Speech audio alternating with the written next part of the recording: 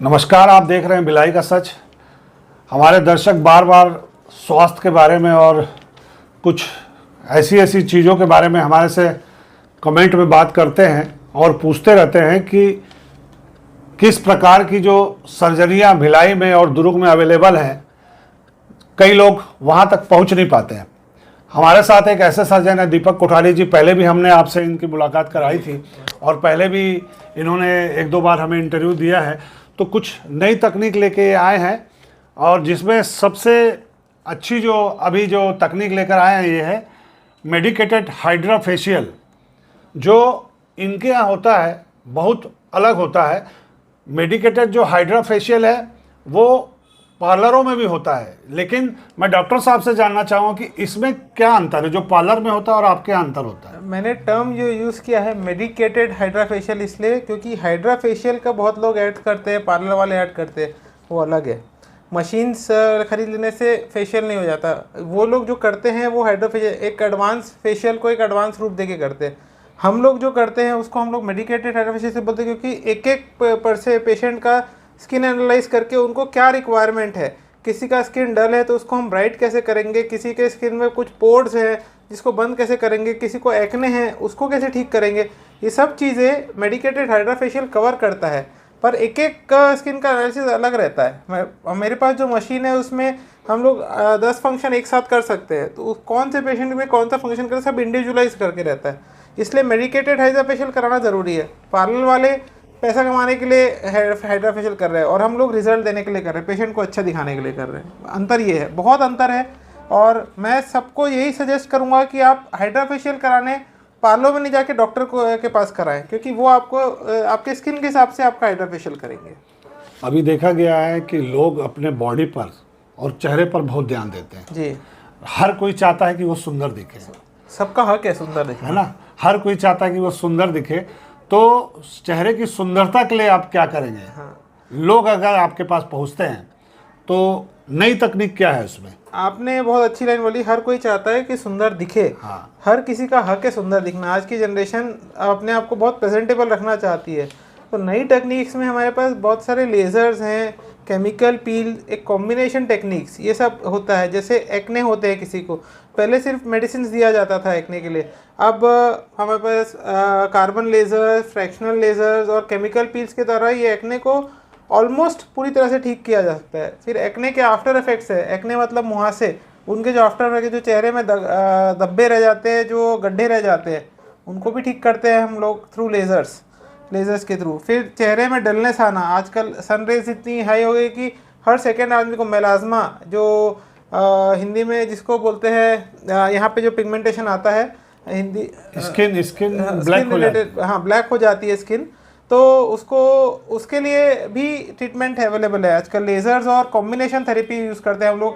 उसको टाइम लगता है, 8 से 9 महीना लगता है ट्रीट करने में, लेकिन कॉम्बिनेशन थेरेपी, बहुत सारे एडवांस लेज़र्स आ गए जो मेरे पास सब हैं, जिससे कि हम लोग ये सब चीज़ों को ठीक करते हैं। फिर दाग, बचपन के जन्मजात जो दाग रहते हैं, कुछ कैपिलरीज बड़ी रहती है, वेन्स वगैरह अगर दिख रही है फेस में, अगर आपको ये सब चीज़ें ठीक करने के लिए भी लेज़र्स यूज़ होता है। फिर झुर्रियाँ वगैरह आ जाती हैं तो उसके लिए बोटॉक्स होता है। कहीं कुछ चेहरे में कमी है तो फैट इंजेक्शन करते हैं, फिलर्स बोलते हैं। जैसे आपको लिप को अपना साइज़ बढ़ाना है या घटाना है, दोनों चीज़ें पॉसिबल है।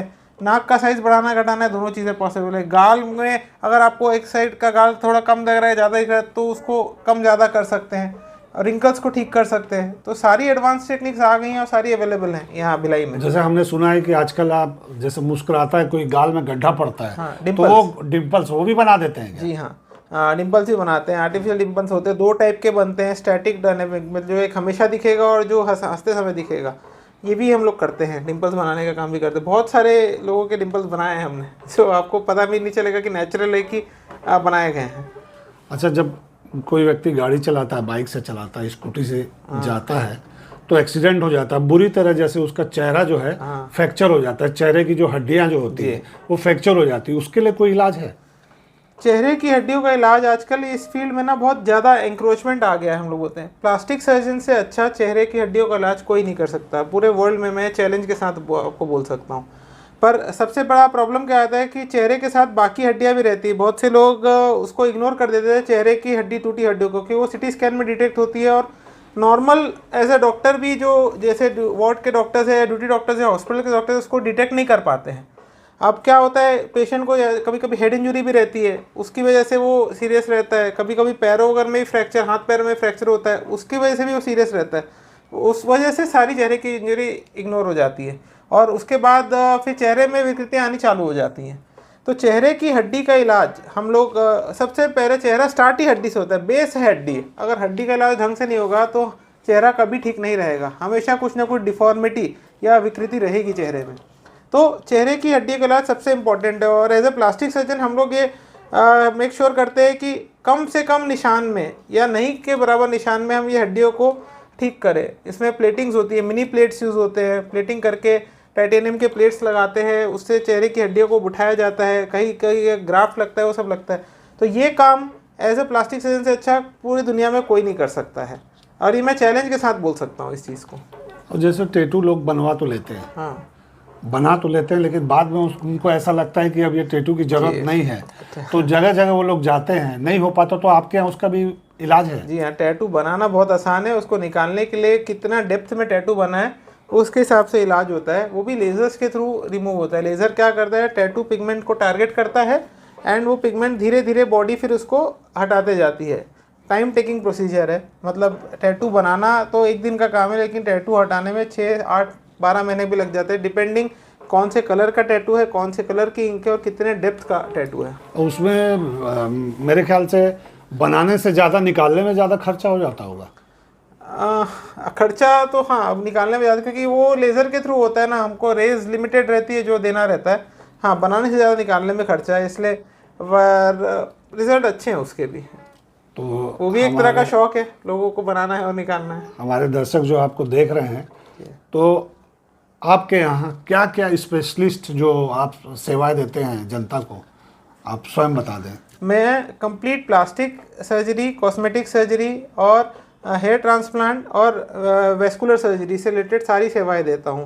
मैं वेरिकोज वेन्स का लेज़र से इलाज करने वाला पहला सर्जन हूं पूरे भिलाई दुर्ग में। उसके बाद फिर प्लास्टिक सर्जरी के अंदर बर्न रिकन्स्ट्रक्शन से लेके जो एक्सीडेंट के केसेस आते हैं से लेके जो चेहरे की चोटें वगैरह आती है, वो सब प्लास्टिक सर्जरी के अंदर आती है। और कॉस्मेटिक सर्जरी में मैं हेयर ट्रांसप्लांट, जैसे मैंने बताया, facial lasers, facial Botox, fillers, चेहरे की पूरी विकृति को ठीक करना, सारे एडवांस मेडिकेटेड हाइड्रा फेशियल से लेके कार्बन लेज़र से लेके सारी चीज़ें मेरे यहाँ क्लिनिक में अवेलेबल है। तो ये थे डॉक्टर कोठारी जी।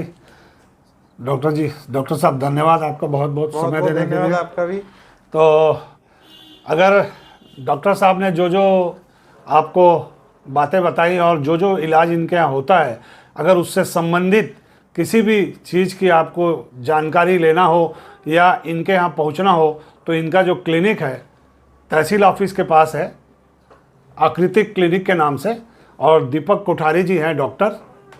आप देख रहे हैं भिलाई का सच। हमारा चैनल अगर आप लगातार देखते हैं, पसंद करते हैं, तो लाइक, शेयर, सब्सक्राइब करना न भूलें। नमस्कार।